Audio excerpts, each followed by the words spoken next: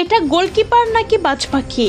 বেলজিয়ামের একের পর এক ভয়ঙ্কর আক্রমণ ঠেকিয়ে পুরো বিশ্বকে অবাক করে দিলেন ইরানের গোলরক্ষক।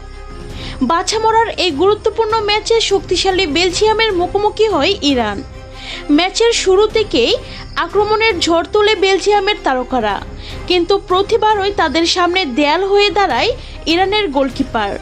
কখনো ডান দিকে ঝাঁপিয়ে, কখনো বাম দিকে উড়ে গিয়ে, আবার কখনো অবিশ্বাস্য রিফ্লেক্সে বল ফিরিয়ে দিয়ে তিনি যেন একাই ম্যাচে টিকিয়ে রাখেন নিজেদের দলকে।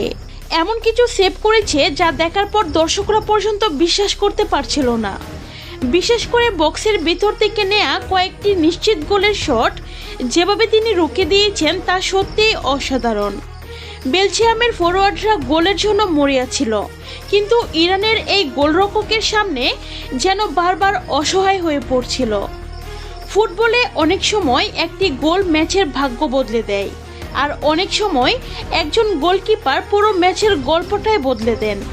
আর আজ ইরানের এই গোলরক্ষক ঠিক সেটাই করে দেখিয়েছেন।